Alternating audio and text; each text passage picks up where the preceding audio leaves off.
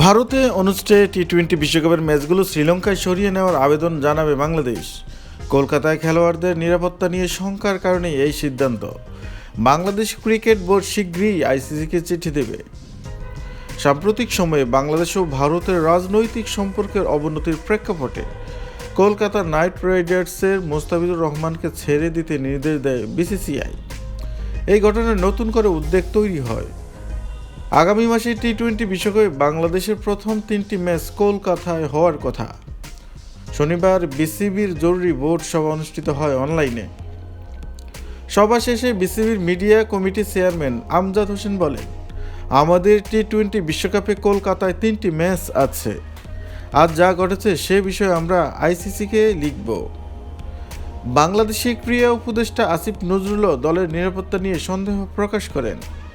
BCCI সাম্প্রতিক পরিস্থিতির কথা উল্লেখ করে মুস্তাফিজকে আইপিএল থেকে সরানোর ব্যাখ্যা দেওয়ার এই সন্দেহ আরও বেড়েছে।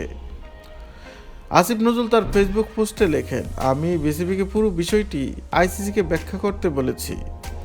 তিনি আরও লেখেন, যেখানে চুক্তিবদ্ধ হয়েও একজন বাংলাদেশি ক্রিকেটার ভারতে খেলতে পারে না, সেখানে পুরো বাংলাদেশ দল বিশ্বকাপ খেলতে গিয়ে নিরাপদ বোধ করতে পারে না। তিনি যোগ করেন, আমি বোর্ডকে নির্দেশ দিয়েছি যেন বাংলাদেশে বিশ্বকাপের ম্যাচগুলো শ্রীলঙ্কায় আয়োজনের অনুরোধ জানানো হয়। আসিফ নজরুল আরও জানান, তিনি তথ্য ও সম্প্রচার মন্ত্রণালয়কে বাংলাদেশে আইপিএল সম্প্রচার বন্ধ করতে অনুরোধ করেছেন।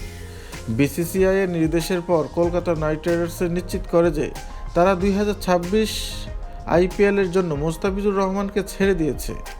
গত মাসে আইপিএল নিলামে 9 কোটি 20 লাখ রুপিতে মুস্তাফিজকে দলে নিয়েছিল কেকেআর। তবে সম্প্রতি ভারতের ধর্মীয় ও রাজনৈতিক মহল থেকে এই সিদ্ধান্ত নিয়ে বিরূপ প্রতিক্রিয়া আসে। টি-20 বিশ্বকাপে বাংলাদেশের ম্যাচগুলো কলকাতা ও মুম্বাইয়ে হওয়ার কথা। 7ই ফেব্রুয়ারি ইডেন গার্ডেনে ওয়েস্ট ইন্ডিজের বিপক্ষে ম্যাচ দিয়ে টুর্নামেন্ট শুরু করার সূচি রয়েছে বাংলাদেশের। এদিকে শুক্রবার বিসিবি 2026 সালের হোম সূচি ঘোষণা করে। সেখানে ভারতের বিপক্ষে সাদা বলের সিরিজও রাখা হয়েছে। এই সিরিজটি 2025 সাল থেকে পিছিয়ে দেওয়া হয়েছিল। সেই সিরিজও ধোঁয়াশায় পড়ে গেছে এখন। তো প্রিয় বন্ধুরা, খেলাধুলা বিষয়ক সকল তথ্য পেতে এই চ্যানেলটি অবশ্যই সাবস্ক্রাইব করে রাখুন এবং বেল আইকনটি অন করে দিন। এছাড়া ফেসবুক পেজ রয়েছে, সেখানে গিয়ে আপনারা ফলো দিয়ে রাখতে পারেন। ফেসবুক পেজের লিঙ্কটি নিচে দেওয়া আছে। আজকে এই পর্যন্ত, সবাই ভালো থাকবেন, সুস্থ থাকবেন।